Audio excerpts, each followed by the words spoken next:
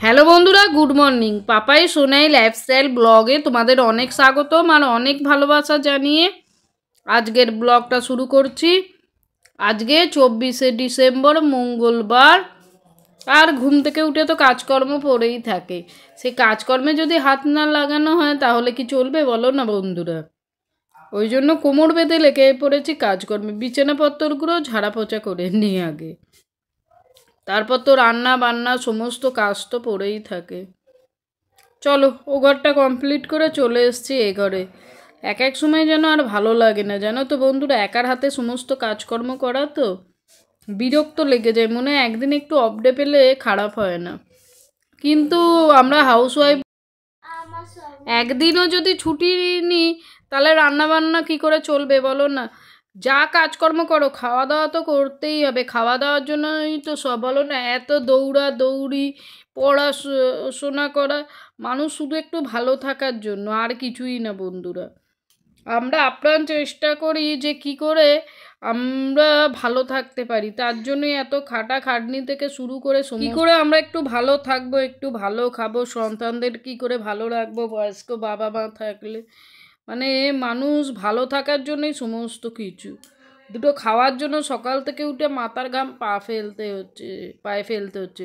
কথাটা শুনতে শ্রুতিমধুর না হলেও কথাটা কিন্তু একদমই উড়িয়ে দেওয়ার মতো না, বলো না। চলো, অনেক তো কথা বললাম, এবার সংসারের কাজকর্মে ফিরে আসি। ভাতটা বসিয়ে দিই চলো আগে। তারপর এখানে একটু খয়রা মাছ এনেছি।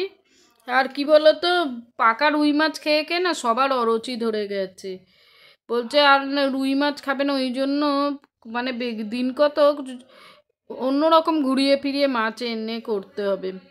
ওই জন্য আমি তো দোকান বাজার করি, রান্নাবান্না করি, সবার তো কথা শুনতেই হয় বলো না। একার জন্য তো সব কিছু না। সংসার হচ্ছে সবাইকে মিলে, ওটাই সংসার। না হলে একা মানে তো যাকে বলে এক কথায় ব্যাচেলার। আর চলো, মাছ তো ধোয়া হলো, এবার ভেজে সর্ষে লঙ্কা দিয়ে ঝাল করব। মানে এমন অবস্থা হয়েছে, আগে তোমরা যারা ভিডিও দেখতে তারা ভালো করেই দেখেছো পিঁয়াজ রসুন দিয়ে ঝাল করতাম, কিন্তু এখন সর্ষে লঙ্কা ধনেপাতা টমেটো দিয়ে যে ঝাল করছি, মানে কি বলবো তোমাদের। তোমরা শুনলে পাবে নিজের নামে বাড়ি বাড়ি বলছে, নিজের রান্নার প্রেমে যেন নিজেই পড়ে যাচ্ছি। কি অবস্থা বলো তো বন্ধুরা। চলো, অনেক তো কথা হলো, মাছটা ভালো করে আগে ভেজে নিই। আর মাছ একটু লাল করে না ভাজলে ভালো লাগে না। বাবা অনেক সময় বলে মাছটা হালকা করে ভাজতে, কিন্তু হালকা করে ভাজলে আমার আবার মনে হয় একটু খরা খরা ভাজলে খেতেও ভালো লাগে। কি বলো তো বন্ধুরা, আমাদের যেমন হাতের 5টা আঙুলও সমান নয়, তেমন কিন্তু 5টা মানুষও সমান নয়। চলো, এখানে ঝালটা কিন্তু আমি সর্ষে দিয়ে বসিয়ে দিয়েছি। একদম মানে আজকে একদম খুব টানাবো না, একটু সামান্য রসা থাকবে। আর ছেলের না আজকে রান্নাটা ভালো লাগেনি, আগের দিনেরটা ভালো, একদম গায়ে মাখা। এবার সবসময় তো গায়ে মাখা করা সম্ভব না, ভাত দিয়ে মাখার জন্য সামান্য রসা ভাব তো লাগে, ঠিক আছে। ও যখন বলেছে পরের দিন থেকে আর একটু ঝাল নুন খরা দিয়ে একদম গায়ে লেগে লেগে থাকবে, ওরাম করব। চলো, এদিকে কাঁচা টমেটো ঝাল বসিয়ে দিলাম, লঙ্কা কাঁচা লঙ্কা আর সর্ষে বেটে। এটাও বেশ ভালো লাগে, যেমন কাসুন্দি আমরা খাই সেই ধরনেরই হয়। আর তোমাদের ভয়েস দিতে দিতে একটু তাড়াহুড়ো করছি, বা কোনো সাইড দিয়ে যদি ভয়েস তোমাদের কাছে চলে যায়, আমি কিন্তু আগে থেকে তোমাদের কাছে ক্ষমা চেয়ে নিচ্ছি। কারণ ছেলেটার তো সামনে পরীক্ষা, আর আমার ছেলে একটু চেঁচিয়ে পড়ে বলে হয়তো ভয়েসটা তোমাদের কানের কাছে যেতেই পারে। তোমরা একটু রাগ ঘেন্না করে ক্ষমা করে দিও। কারণ ছেলেটা পড়ছে, ছেলেটাকেও তো থামানো যাচ্ছে না, একতলাতেই পড়ছে, কিন্তু মনে হচ্ছে এই যে আমি ভয়েস দিচ্ছি, ভয়েসটা মনে হচ্ছে মাঝে মাঝে চলে যাচ্ছে। কি আর করা যাবে বলো, সন্তানদের জন্য বললাম না, জীবনটাও দেয়া যায় হাসতে হাসতে। তাহলে চলো, এদিকে কথা বলতে বলতে আমার কিন্তু টমেটোর ঝালটাও হয়ে গেল। আর এদিকে রাত্রের তরকারিটাও ভাবছি রান্না করে রাখি, কারণ এত পরিশ্রম হয় না একটা বড় সংসারে মেনটেন করা, তো মুখের কথা না। তার উপর রাত্রে যদি একটু রান্নাটা করে রাখা হয়, বিশেষ করে তরকারিটা একটু সুবিধে হয়। না হলে কি বলো তো বন্ধুরা, নাহলে খুব অসুবিধাই হয়ে যায়। একার হাতে করা প্রচণ্ড পরিমাণে কষ্ট হয়, বলে বোঝানো যায় না। বারবার তোমাদের বলতেও খারাপ লাগে, কিন্তু কি বলো তো, এটা তো আমার ডেইলি লাইফস্টাইল ব্লগ। বলো না? ডেলি লাইফস্টাইল ব্লগের মধ্যে যেমন তোমরা মানুষের ভালোটাও দেখবে, মন্দটাও দেখো। ওই জন্য মাঝে মাঝে মানে বলতে বলতে অনেক কথাই বলে ফেলা হয়, এক কথায় যাকে বলে। আর এখানে চিংড়ি মাছ দিয়ে আলু বেগুন পেঁয়াজকলি দিয়ে তরকারি করব। আর এক এক বাড়ি কী বলো তো, রান্নাবান্না এক এক রকম। দেখবে মানুষের বাপের বাড়ির রান্না তাল একরকম, শ্বশুর বাড়ির রান্নার একরকম, তার মামার বাড়ির একরকম, মানে যেমন বাড়ির রান্নাবান্নাও কিন্তু সেই ধরনের হয়। কোনো বাড়িতে পেঁয়াজ রসুন ভালো খায়, কোনো বাড়িতে জিরে আদার রান্না ভালো খায়, কোনো বাড়িতে সর্ষের রান্না ভালো খায়। আমার ধরো বিয়ের পর থেকে আমি বুঝতে পেরেছি আমার মামা বাড়ির রান্না, সেই রান্নার টেস্ট বা ফ্লেভার আলাদা। আবার আমার বাপের বাড়ির রান্না, সেই রান্না একরকম। আমার শ্বশুর বাড়ির রান্না, সেই অভিজ্ঞতা থেকেই বলছি। হয়তো ঠিক ভুল আমি হতেই পারি, কারণ সবাই যে ঠিক বলছে তা তো হবে না, ঠিক ভুল নিয়ে কিন্তু মানুষ। তাও যতটা সম্ভব মনে হয় আমি সেই সমস্তই তোমাদের সঙ্গে শেয়ার করার চেষ্টা করি।